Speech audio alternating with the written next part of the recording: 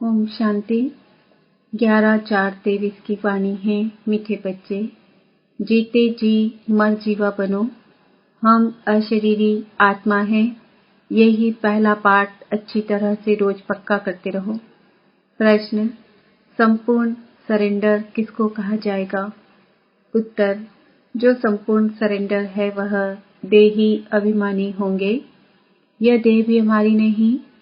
अभी यही पहला पाठ अच्छी तरह से रोज पक्का करते रहो। तुमको तो उनसे बहुत दूर जाना है। सूक्ष्म वतन से भी ऊपर मूल वतन में जाना है। झट चले जाते हैं। आत्मा को पंख मिल जाते हैं। हिसाब किताब चुकतू कर आत्मा पवित्र बन जाती है। इस कयामत के समय की महिमा बहुत लिखी हुई है। सब आत्माओं को हिसाब किताब चुकतू कर जाना है। अभी तो सब आत्माएं मैली पाप आत्माएं हैं। यहाँ ही पुनर्जन्म लेती रहती है। तुम जानते हो यह बेहद का ड्रामा है। सब एक्टर्स को पार्ट बजाने वहाँ से आना जरूर है। सबकी आत्माएं स्टेज पर आनी है। जब विनाश का समय होता है तो सब आ जाते हैं। वहाँ रहकर क्या करेंगे? एक्टर बिगर पार्ट बजाने घर में थोड़े ही बैठ जाएंगे। नाटक में जरूर आना पड़ेगा। वहाँ से जब सब चले आते हैं तब फिर बाप सबको ले जाते हैं। बाप कहते हैं मैं भल यहाँ हूँ, तो भी आत्माएं आती रहती है। वृद्धि को पाती रहती है नंबरवार। फिर तुम जाएंगे भी नंबरवार। सारा तुम्हारी अवस्था पर मदार है। इसलिए मरजीवा बनना है। हम आत्मा हैं यह निश्चय रखना मेहनत है। बच्चे घड़ी घड़ी देह अभिमान में आकर भूल जाते हैं। देही अभिमानी तब होंगे जब कंप्लीट सरेंडर होंगे। बाबा यह सब आपका है, मैं भी आपका हूँ। यह देह जैसे कि हमारी है नहीं। इनको मैं छोड़ देता हूँ। बाबा मैं आपका हूँ। बाबा कहते हैं मेरा बन और सबसे ममत्व मिटा दो। बाकी ऐसे नहीं कि यहाँ आकर बैठ जाना है। तुमको अपना धंधा धूरी करना है, घर संभालना है, बच्चों का कर्जा उतारना है, माता पिता की सेवा कर उनका अजूरा उतार देना है।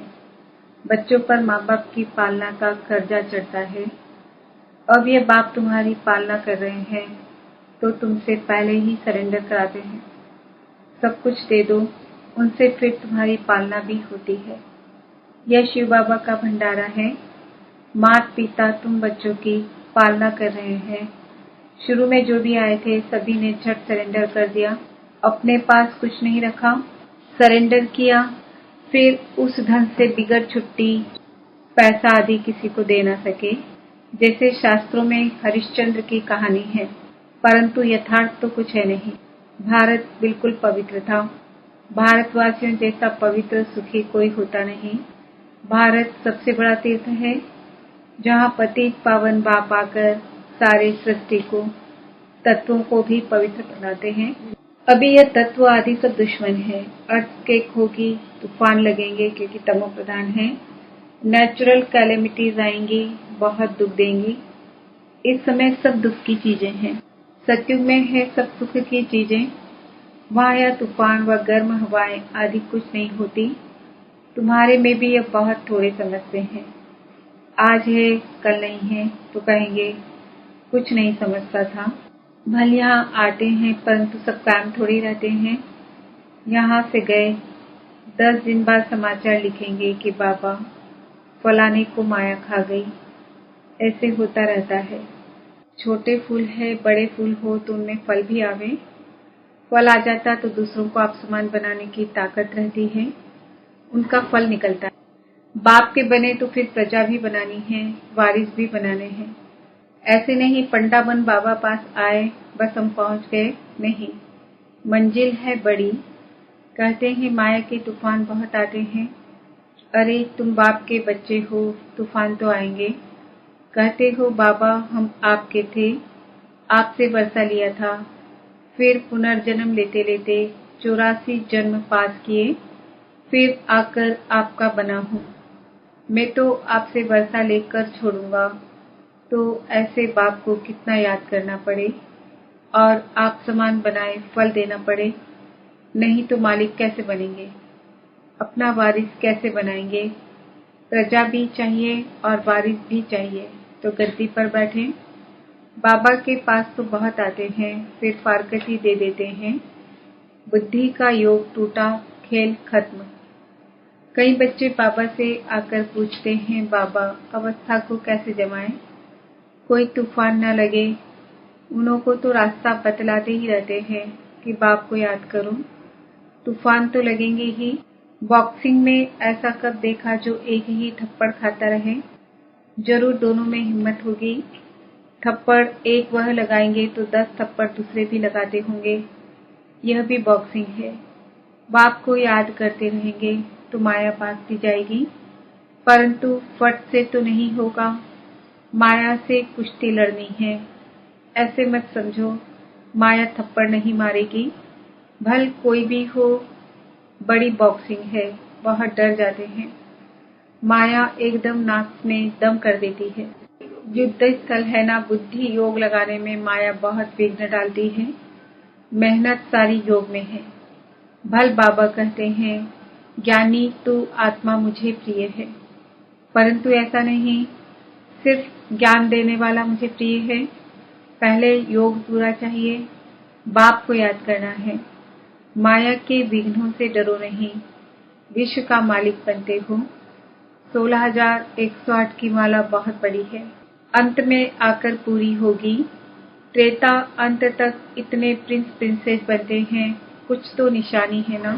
8 की भी निशानी है, 108 की भी निशानी है। यह बिल्कुल राइट है। त्रेता अंत तक इतने 16,108 प्रिंस प्रिंसेस होते हैं। शुरू में तो नहीं होंगे, पहले थोड़े होंगे, फिर वृद्धि पाते जाते हैं। वह सब बनते यहाँ हैं। चांस अभी बहुत अच्छा है, परंतु मेहनत बहुत है। गीत में भी कहते हैं, कब नहीं छोड़ेंगे, मर जाएंगे। बाबा फिर कहते हैं, यह सब तुम बच्चों के लिए ही है। बच्चे कहते हैं, हमारा सब कुछ आपका ही है। कहते हैं ना कि यह सब कुछ भगवान ने दिया है। अब बाप कहते हैं, यह तो सब खत्म हो जाना है, विनाश तो होता है ना। तुम्हारे पास क्या है? यह शरीर भी खत्म हो जाएगा। अब मैं फिर तुमको बदली कर देता हूँ, सिर्फ एक्सचेंज करते हो ना। तो बाप कहते हैं, बच्चे अशरीरी बनो, हमको याद करो, सभी सरेंडर करो। बाप कहते हैं, इन सब शास्त्रों आदि का तुमको सार समझाता हूँ। जो शास्त्र आदि पढ़े हुए हैं वह तो समझते हैं। बाप कहते हैं, मैं ब्रह्मा मुख द्वारा तुमको यह समझाता हूँ। मैंने कल्प पहले भी तुमको राजयोग सिखाकर राजा रानी बनाया था, फिर अब बनाता हूँ। कभी भी मनुष्य को गीता सुनाए, राजयोग सिखलाए, राजा रानी बना न सके, फिर गीता सुनने से क्या फायदा। बाप तो कहते हैं, मैं खुद कल्प कल्प आकर तुमको स्वर्ग का मालिक बनाता हूँ। हमारे बनेंगे तब तो वारिस बनेंगे ना। तो जितना तुम योग में रहेंगे उतना शुद्ध बनते जाएंगे। बाबा यह सब आपका है, हम तो ट्रस्टी हैं। आपके हुक्म बिगर हम कुछ नहीं करेंगे। शरीर निर्वाह कैसे करना है वह भी मत लेनी है। अक्सर करके गरीब ही पूरा पोता मिल देते हैं। साहूकार दे न सके, सरेंडर हो न सकते। सरेंडर हो नहीं सकते, कोई बिरला निकलता है। जैसे कि जनक का नाम है, बाल बच्चे हैं, जॉइंट प्रॉपर्टी है, तो अलग कैसे हो। साहूकार लोग प्रॉपर्टी निकाले कैसे जो सरेंडर हो। बाप है ही गरीब निवास। सबसे गरीब माताएं हैं, उनसे भी जास्ती कन्याएं गरीब हैं। कन्या को कभी वर्षे का नशा नहीं होगा। बच्चे को बाप की जागीर का नशा रहता है, तो वह सब छोड़ फिर वैकुंठ का वर्षा लेना पड़े। दान हमेशा गरीब को ही दिया जाता है। भारत है सबसे गरीब, अमेरिका बहुत साहूकार है, उनको वर्षा देते हैं क्या। भारत सबसे साहूकार था और कोई धन नहीं था। सिर्फ भारतवासी ही थे, एक भाषा थी, गॉड इज वन। मैं 1 सॉवरेंटी, 1 रिलीजन, 1 लैंग्वेज स्थापन करता हूँ। 1 ऑलमाइटी गवर्नमेंट स्थापन करते हैं। 1 से फिर 2, 3 होगी। अभी कितने धर्म हैं, फिर जरूर 1 धर्म आना चाहिए। 5000 वर्ष की बात है। मनुष्य समझते हैं फलाना मरा, स्वर्गवासी हुआ, शायद ऊपर चला गया। देलवाड़ा मंदिर में भी स्वर्ग ऊपर छत में है, तो मनुष्य मूंझ जाते हैं। वास्तव में स्वर्ग कोई ऊपर नहीं है। तुम अब जानते हो बाबा के पास जाना है, फिर यहाँ आकर राज्य करेंगे। यह ज्ञान बुद्धि में रहना चाहिए, जो कोई को समझा सको। कच्चे को तो माया कच्चा खा जाएगी। बाबा के पास समाचार आता है, फलाने ने एक ही ऐसा तीर मारा जो बस मैं बाबा का बन गया। शास्त्रों में लिखा हुआ है कि कुमारियों द्वारा बाण मरवाए। इसको ज्ञान बाण कहा जाता है। सिर्फ बाप की याद दिलानी है, बाकी कोई स्थूल बाण की बात नहीं है। जानते कुछ भी नहीं। मनुष्यों को जो आया सो लिख दिया है। गंदगी तो बहुत है। रिद्धि सिद्धि वाले भी बहुत हो गए हैं। सच जब निकलता है तो झूठ सामना करता है। अब तुम समझते हो कि शिव बाबा है निराकार और यह ब्रह्मा है साकार। बाकी नाभि आदि की कोई बात ही नहीं है। झूठ के कारण सच को मनुष्य समझ नहीं सकते। आजकल झूठे जवाहरात भी ऐसे फर्स्ट क्लास निकले हैं जो सच छिप गया है। तुम किसको सच सुनाते हो तो जैसे मिर्ची लगती है। अरे मौत बिल पे पाप से तो बरसा लेना है। वह फिर सर्वव्यापी कैसे होगा? सर्वव्यापी का तो कोई अर्थ ही नहीं निकलता। गॉडफादर स्वर्ग क्रिएट करते हैं तो हम स्वर्ग के मालिक होने चाहिए ना। फिर इतने कंगाल क्यों बने हैं?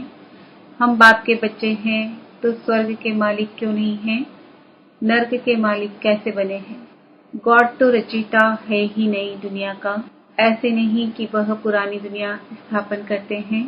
बाप पुराना घर थोड़ी ही बनाएंगे।